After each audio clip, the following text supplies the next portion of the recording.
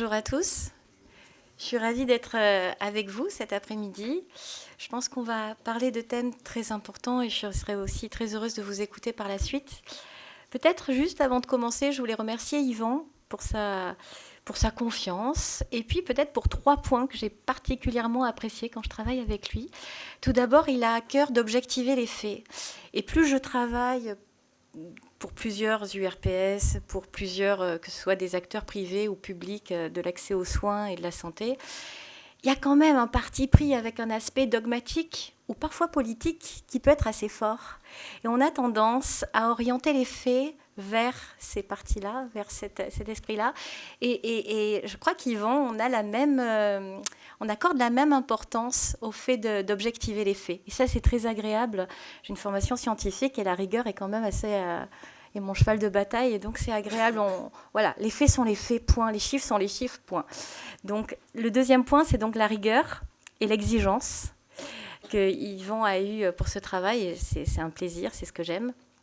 Et le troisième point, c'est qu'il a toujours eu à cœur de confronter les points de vue et d'oublier personne et d'avoir la recherche d'un consensus, mais dans une dimension qui est oubliée actuellement pour moi en aménagement du territoire, c'est la dimension prospective.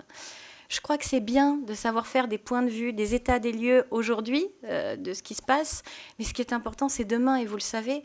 Alors on a beau le dire, on a beau le savoir, on a l'impression que c'est évident, mais pourtant, quand on construit une étude, quand on mène une étude, cette dimension prospective est souvent oubliée.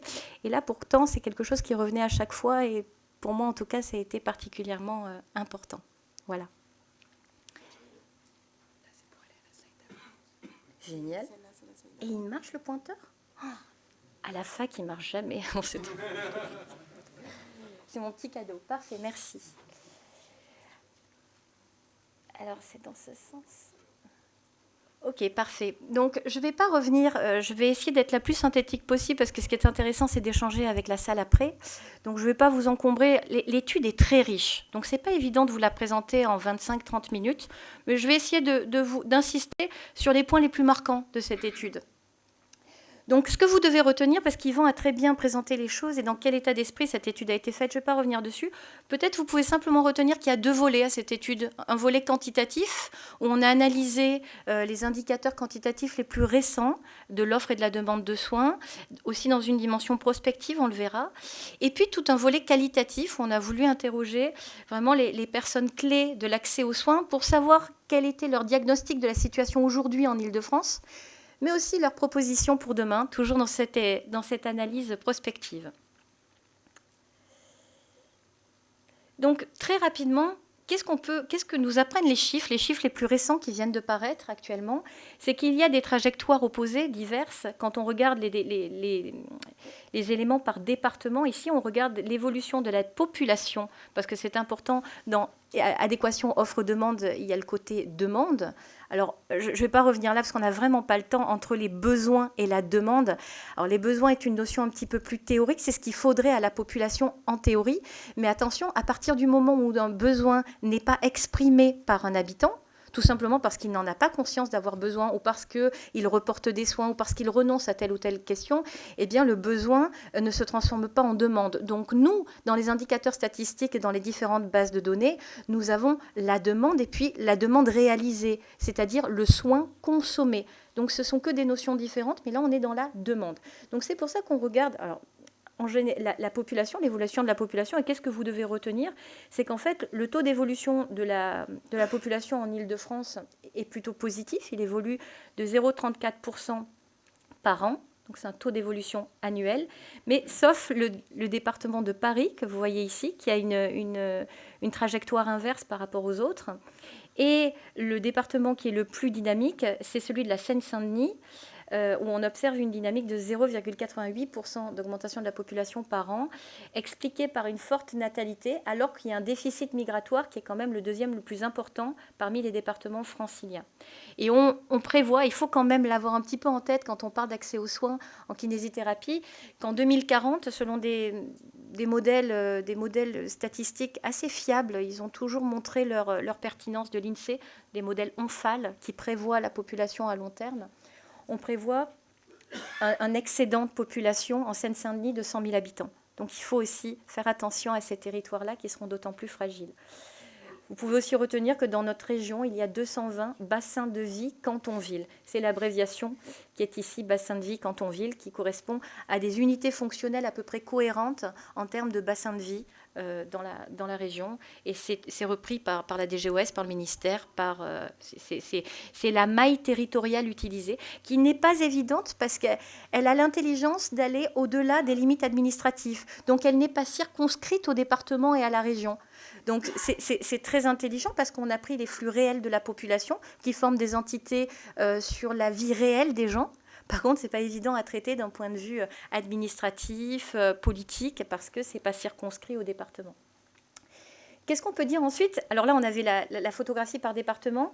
Qu'est-ce qui se passe au niveau de ces dynamiques? Comment bouge la population sur chaque bassin de vie? Les petites couleurs que vous voyez, ce sont à l'échelle des bassins de vie canton-ville. Et il y a des dynamiques démographiques depuis les 5 dernières années. Alors ça s'arrête en 2020 parce que c'était le dernier recensement INSEE, les dernières données que nous avons.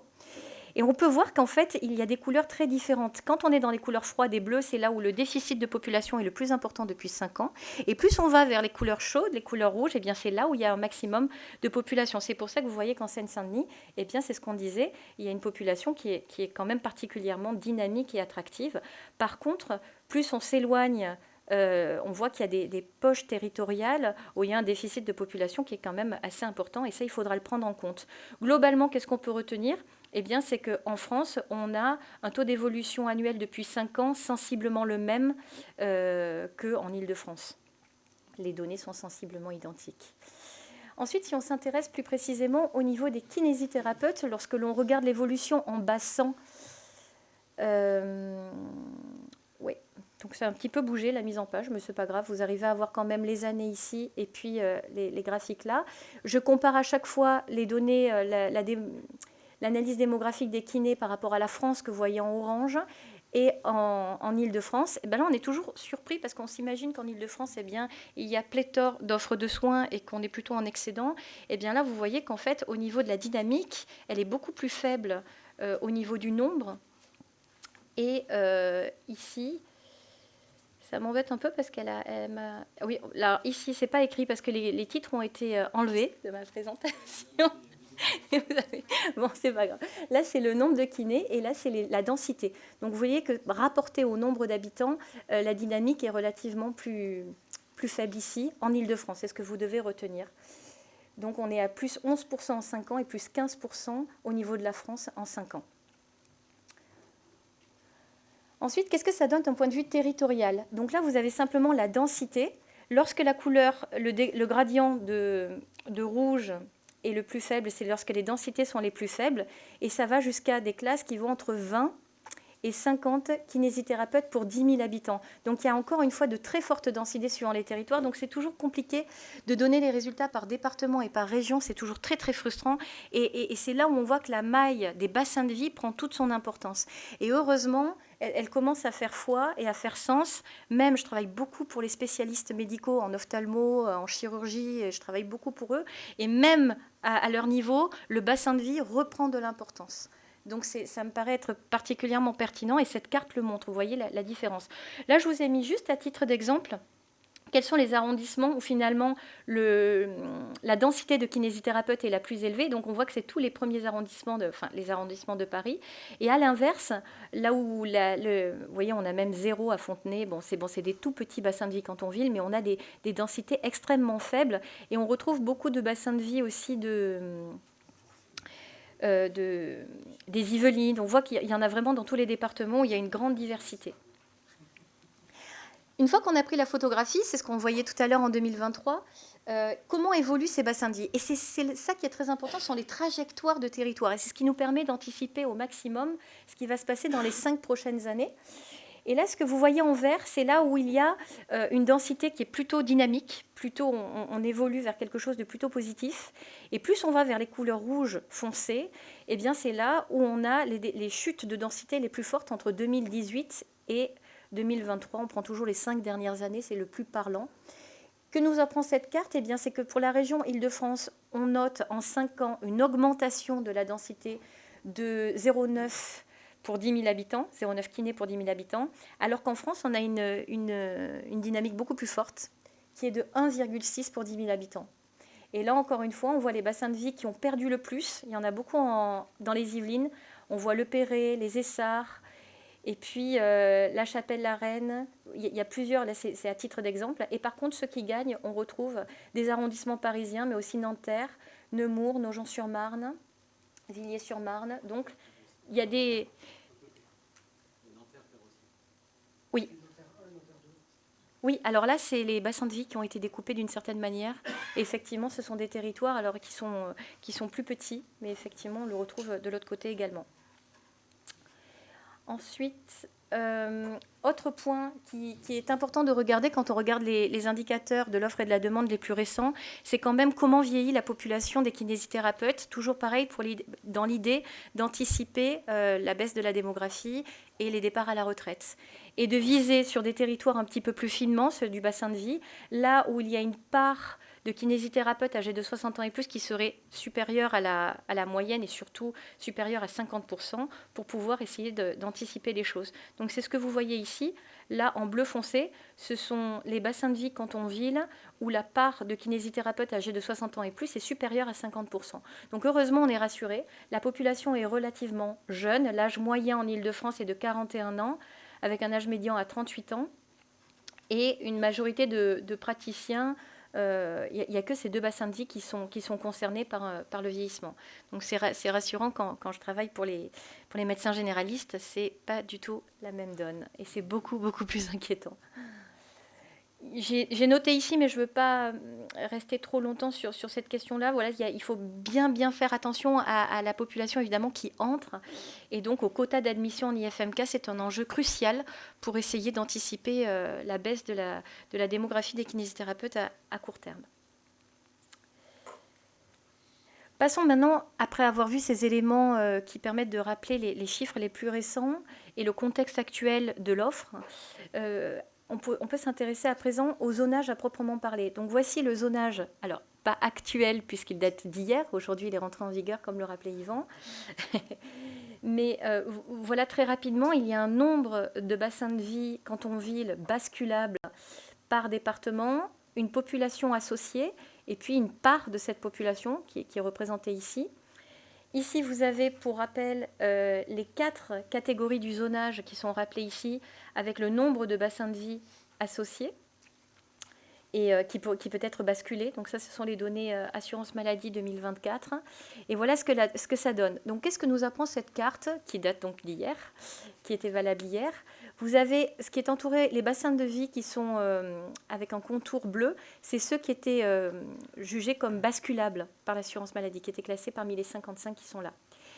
2 éléments que l'on doit retenir. Premièrement, Paris comprend le plus grand nombre de bassins de vie canton-ville basculables, c'est ce qu'on voit ici, suivi de la Seine-et-Marne, et aussi dans le Val d'Oise, il y en a 8, dans les Yvelines, il y en a 9, et avec une part d'habitants qui est la plus importante parmi ces bassins de vie basculables.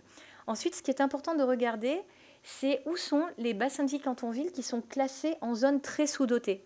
Eh bien, ils sont davantage présents en Seine-Saint-Denis ou dans les bassins de vie canton-ville où les conditions socio-économiques sont dégradées. Par exemple, en Seine-Saint-Denis, ici, là, et puis dans tous les bassins de vie qui sont relativement distants, un petit peu plus enclavés par rapport à la capitale.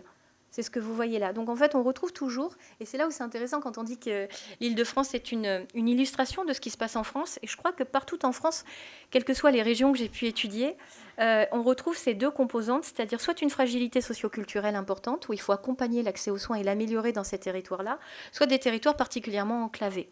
Et on a exactement ces 2 problématiques-là en Île-de-France. Alors, regardons un petit peu de plus près ce qui se passe au niveau de l'APL. Qu'est-ce qu'on peut retenir? Tout d'abord, l'APL en Île-de-France est inférieure à celle de la France. L'APL, c'est un équivalent temps plein pour 100 000 habitants. Je pense que beaucoup d'entre vous le savent. Et donc, elle est inférieure. Donc ça peut paraître étonnant, mais on pouvait s'imaginer qu'en Île-de-France, elle serait supérieure. Mais non, elle est bien inférieure. Donc, rappelez-vous, on va le revoir dans la diapo d'après, cette accessibilité potentielle et théorique est inférieure à celle de la France. Qu'est-ce qu'on observe? On observe ici, au niveau du cœur de Paris, que les premiers arrondissements enregistrent les APL les plus élevés, c'est ce que vous voyez là, et puis qu'ensuite on observe un gradient décroissant jusqu'à la lisière ici de la petite couronne, ici, Et puis ensuite, avec des territoires où l'APL est de plus en plus faible et des poches comme ça assez hétérogènes tout autour. Voilà ce que l'on peut observer, avec toujours les fragilités socio-économiques et le rural éloigné de Paris, quand on voit la Seine-Saint-Denis notamment, et le rural ici. Ou même dans les Yvelines où c'est très compliqué. Qu'est-ce que nous amène cette carte? Il y a deux réflexions. Tout d'abord, à chaque fois que j'ai étudié l'APL avec les kinésithérapeutes partout en France, j'ai toujours le même problème, c'est les flux. L'APL ne tient pas compte des flux de population pour consommer des soins. Et on nous dit, mais oui, mais l'APL, c'est une photographie à un moment donné sur une moyenne annuelle, mais finalement, on ne tient pas compte des périodes saisonnières où il peut y avoir un afflux de patients, des périodes journalières. Donc ça, c'est un problème, et c'est un problème récurrent. Et puis ensuite, on me dit souvent, attention, à Paris, la distance pose problème parce que beaucoup de gens prennent les transports en commun. Et donc, c'est deux éléments qui limitent, selon les acteurs concernés, qui pourraient limiter un peu la pertinence de l'APL. Regardons ça un tout petit peu plus en détail. L'APL, qu'est-ce que c'est? C'est un indicateur local de répartition des professionnels de santé. Vous l'avez bien compris, elle est calculée au niveau de la commune. Elle indique un volume de soins accessibles pour les habitants. Et donc, elle essaie d'identifier le rapport offre-demande. Qu'est-ce qu'elle intègre? Déjà, son unité, c'est un équivalent temps plein pour 100 000 habitants. Donc, il y a une conversion d'actes en équivalent temps plein. Elle intègre très rapidement la consommation de soins moyenne par tranche d'âge. Elle est pondérée. L'âge des professionnels de santé. Et puis, on agrège l'APL des communes en APL des bassins de vie canton-ville pour avoir quelque chose d'intéressant à analyser. Au niveau des temps de trajet, on a pris des temps de trajet moyens, heure pleine, heure creuse, de mairie à mairie. Voilà comment elle est calculée. Et avec une fonction de décroissance, et celle-là, elle est importante, c'est-à-dire que plus on s'éloigne du centre de la commune pour accéder aux soins, eh bien, il y a un coefficient qui est appliqué, qui est dégressif. Tout ça pour comprendre comment il est fait et quelles seraient les limites de l'indicateur. On est obligé de regarder un petit peu qu'est-ce qui s'y passe dedans. Et il y a un point important, une spécificité de l'APL au niveau de l'Île-de-France, c'est que pour les trajets au départ ou à destination des départements 75, 92, 93 et 94, donc Paris et la Petite Couronne, les temps de trajet sont estimés à partir des distances kilométriques fournies par métrique et en supposant une vitesse moyenne de 30 km/h. Et ça, c'est pas toujours évident et c'est pas toujours respecté. Mais ça a l'avantage, encore une fois, l'idée n'est pas de critiquer l'APL, qui est quand même une avancée, puisque c'est plus pertinent qu'une simple densité, mais d'observer les limites et de voir en quoi elle ne serait pas toujours pertinente pour calculer le zonage, parce que rappelons que l'APL est utilisée pour calculer le zonage. Donc deux constats très vite pour bien comprendre l'APL. Tout d'abord, un problème au niveau des mobilités quotidiennes, c'est-à-dire que les flux domicile-travail ne sont pas pris en compte, et ça pose un vrai problème. Les mobilités saisonnières aussi, avec les vacances scolaires, ne sont pas prises en compte. Moi, j'ai beaucoup travaillé sur les stations des Alpes et je peux vous dire que l'APL n'a aucun sens au moment de février, en pleine vacances scolaires dans les Alpes. Et j'ai beaucoup travaillé sur le Languedoc, sur le littoral languedocien, et où la population est multipliée par 8 en août aussi. Donc l'APL n'a plus de sens à ce moment-là. On a des vrais problèmes de saturation de l'offre. Et deuxième constat important, et là, ce n'est pas évident à le faire comprendre, c'est qu'une APL très élevée peut correspondre à une offre de soins réelle saturée, certes, et l'indicateur a été créé pour ça, une offre de soins à l'équilibre, mais aussi une offre de soins déficitaire, totalement déficitaire. Et ça, ce n'est pas évident. Donc, c'est là où c'est l'argument qu'on ressort toujours, où on veut absolument une recherche d'égalité, et le zonage a cette vertu-là. Une égalité spatiale peut aller à l'encontre des choix des patients selon si leur mobilité est subie ou si elle est choisie. Qu'est-ce que ça veut dire? Et c'est là où je vous propose un indicateur pour essayer de dépasser cette idée-là. Pourquoi la mobilité peut être subie ou choisie? Si un patient habite en zone rurale un peu enclavée, un peu isolée, eh bien peut-être qu'il préférera accéder à des soins de kinésithérapie à proximité de son travail, à La Défense, dans le cœur Paris. Donc dans ce cas-là, elle n'aura pas le choix puisque c'est déficitaire dans son bassin de vie. Donc là, dans ce cas-là, c'est subi. Ensuite, pour des raisons personnelles, ce même individu qui peut avoir cette fois-ci une offre de soins relativement satisfaisante dans son bassin de vie de résidence peut choisir, pour des raisons d'organisation de son emploi du temps, pour déposer les enfants à l'école, pour les accompagner au lycée, à l'université ou pour aller au travail, d'avoir des soins à proximité du lieu de consommation ou de travail. Ce n'est pas la même chose. Et c'est là où on doit savoir, effectivement, si les patients ont une mobilité choisie ou subie et si finalement le zonage a un sens ou non de limiter par exemple le nombre de kinésithérapeutes à Paris alors qu'il y a une très forte demande. Cette très forte demande est-elle subie ou choisie? Que veut l'utilisateur? Que veut l'usager? Et l'usager est au centre de ce choix. C'est là où il faudrait un petit peu plus creuser. Pour aborder cette question-là, j'avais deux possibilités. Soit avoir le volume patient, le volume exact des flux de patients se rendant par exemple à Paris ou dans certains bassins de vie canton-ville. Ça, c'est l'assurance maladie qui dispose de ces données, donc je ne les avais pas. Mais néanmoins, on peut analyser le ratio entre les actes remboursés, c'est-à-dire les actes consommés par les patients dans un bassin de vie canton-ville, et les actes produits dans ce bassin de vie canton-ville. Et tout simplement pour avoir sur ce bassin de vie canton-ville-là des flux entrants et des flux sortants. J'espère que vous me suivez, n'hésitez pas. Donc, trois cas de figure se posent alors, si on fait ce ratio-là. Soit on a une majorité de flux entrants dans le bassin de vie, c'est ce que vous voyez en rouge ici, et c'est Paris. C'est-à-dire que les gens viennent d'ailleurs et consomment des soins de kinésithérapie dans les zones rouges, ici, là où vous voyez. Donc il y a des flux, ça permet d'avoir des flux. Soit la zone est à l'équilibre, c'est-à-dire qu'il y a autant de soins consommés que de soins produits dans le bassin de vie, et là, c'est ce que vous voyez en jaune, ici.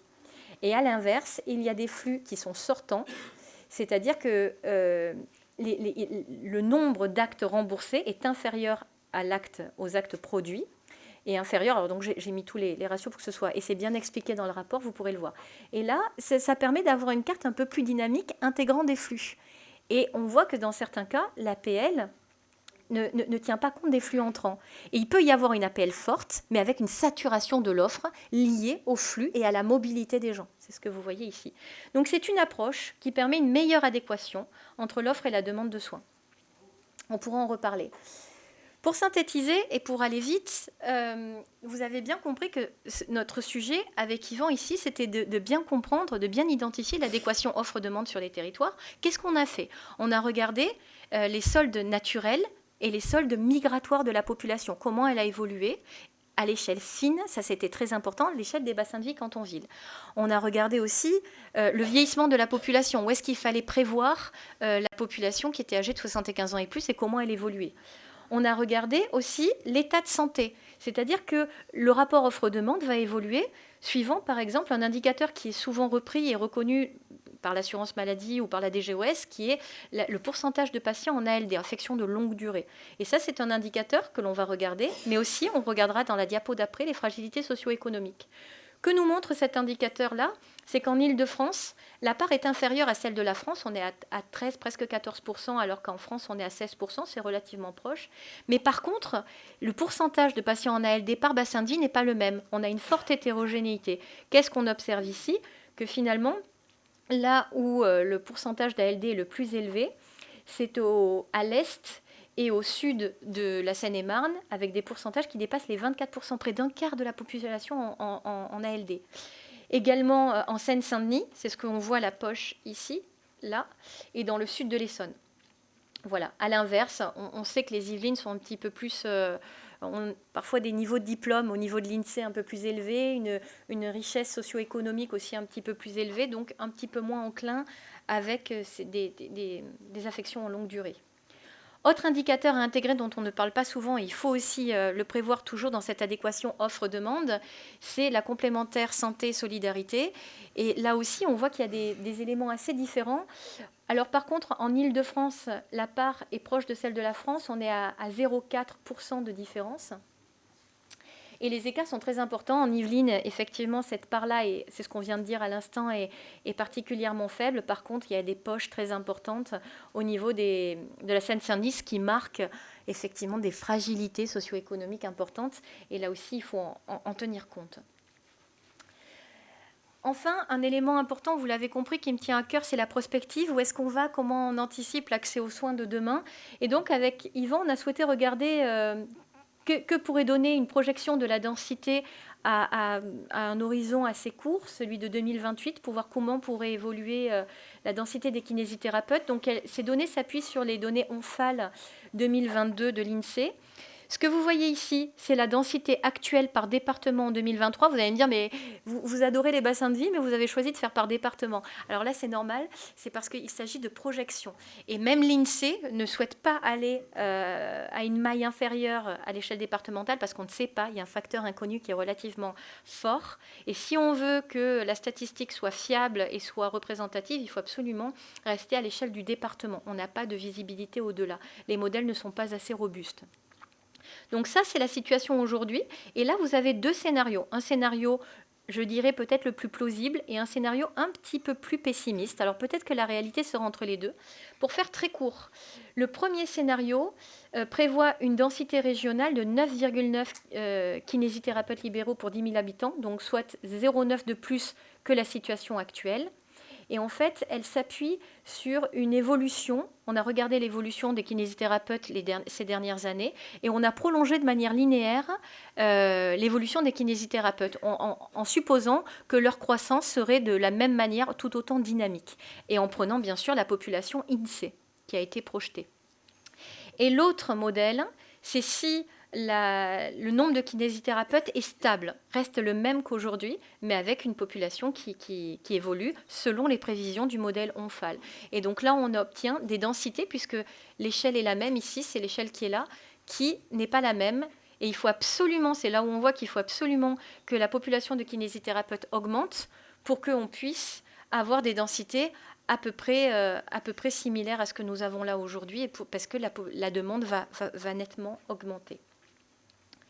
Voilà ce que je peux vous dire. Très rapidement, donc ça, j'ai essayé de balayer de manière la plus synthétique possible l'aspect quantitatif. Et nous avons mené des entretiens semi-directifs, donc ce sont des résultats davantage qualitatifs.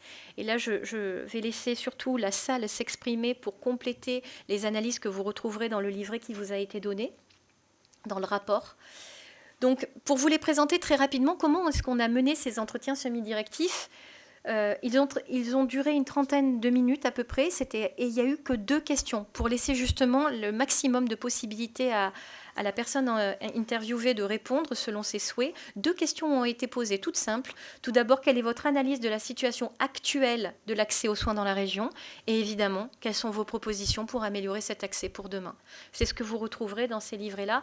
J'en profite aussi. Alors donc, la transcription a été, je l'ai entièrement réécouté, retapé et soumis à la personne interviewée pour être sûr que tout ce qui avait été dit avait été bien compris, bien mis. Parfois, la parole dépasse l'écrit et c'était rigolo de voir qu'il y a eu finalement des petites mises au point et donc maintenant tout le monde est OK, c'est parfait. Donc ça a été validé et voici les organismes qui ont participé là. Yvan l'a répété tout à l'heure et je remercie bien sûr toutes les personnes qui ont participé à ces entretiens et qui nous ont consacré du temps pour faire remonter leurs observations du territoire et qui sont précieuses. Donc les entretiens ont été très riches et confrontent plusieurs points de vue. Qu'est-ce que je peux dire sur ces entretiens ? Alors j'ai choisi de faire qu'une seule diapo, j'aurais pu vraiment vous en parler pendant très longtemps, mais l'idée c'est vraiment de vous écouter. Et puis j'ai choisi de synthétiser, de reprendre un petit peu la synthèse qu'avait proposée Yvan dans le rapport. Donc ces mots sont également les siens. 3 points clés peut-être à retenir très rapidement de ces entretiens. Tout d'abord, il y a eu des facteurs de déséquilibre entre les territoires et qui sont assez peu pris en compte. Le premier, c'est la mobilité. On ne va pas y revenir, je vous en ai parlé avec les flux entrants, les flux sortants, il faut en tenir compte. Le deuxième, c'est la diversité des spécialités en kinésithérapie et ça, c'est très très riche et beaucoup d'entre vous m'en ont parlé. C'était assez passionnant et je crois que c'est important aujourd'hui de prendre en compte la richesse de ces diversités et peut-être pas toutes les compter justement dans le zonage parce qu'il est important que certaines sortent du zonage, je pense, pour qu'elles soient toujours préservées et maintenues, quoi qu'il arrive, même si à un moment donné, on considère que l'offre est peut-être un petit peu en abondance, ce qui m'étonne en Île-de-France, mais malgré tout, eh bien, je pense que ces spécificités-là doivent absolument perdurer et ne pas être considérées comme généralistes, en tout cas. dans le zonage. Ensuite, au niveau du temps de travail, ce qui a été quand même beaucoup répété, c'est que le temps de travail soit choisi ou subi, il est très important et ça peut affecter la santé des kinésithérapeutes. Le burn-out, quand j'ai fait des études un peu partout en France, le burn-out était très important, l'épuisement professionnel, le téléphone qui est saturé, ils n'ont pas le temps de répondre, ils ont le sentiment peut-être de laisser sur le bord du chemin certains patients qui auraient eu besoin d'accéder rapidement aux soins. Il y a un sentiment de frustration qui peut nuire à la santé du kinésithérapeute. Je crois qu'il faut en tenir compte. Au niveau de la formation et de l'installation aussi, la formation clinique des kinésithérapeutes évolue avec une réduction des stages hospitaliers, ça a été dit et redit, et donc ça, il faut en tenir compte. Et peut-être que finalement, un soutien accru aux stages dans les établissements privés, les cabinets libéraux est recommandé. Ça peut être une évolution qui me semble tout à fait pertinente. Et ensuite, au niveau de la qualité des soins et de l'interprofessionnalité, donc à chaque fois, c'est quel est le bon soin au bon moment, au bon endroit. Et cette question-là revient à chaque fois. Et ça, c'est quelque chose qui m'a fait très plaisir aussi. C'est que c'est une question qui est au cœur de tous les intervenants que j'ai eu la chance d'interviewer. À chaque fois, c'est quel est le service rendu aux patients. Et moi, c'est ce qui m'anime dans mon travail. Et je vois que cette question-là est toujours présente, que ce soit quel que soit l'interlocuteur que j'ai eu. Donc je crois que je vais terminer sur ce point-là. Ce point-là, c'est ce que je viens de dire là, une profession jeune, attractive, qui a envie qu'il y ait le bon soin au bon moment, au bon endroit. Et puis peut-être, mais ça Yvan peut-être reviendra dessus, cette marge des 2,5% pour améliorer le zonage paraît très faible et devra peut-être être corrigée et faire attention que les acteurs de terrain puissent faire vraiment remonter les réalités du territoire, bassin de vie par bassin de vie, et que cette marge laisse un petit peu plus de souplesse pour faire remonter les difficultés au quotidien, parce que c'est bien plus important qu'un indicateur potentiel. La réalité du terrain est plus importante. Je vous remercie, j'ai hâte de vous entendre et de répondre à vos questions. Merci.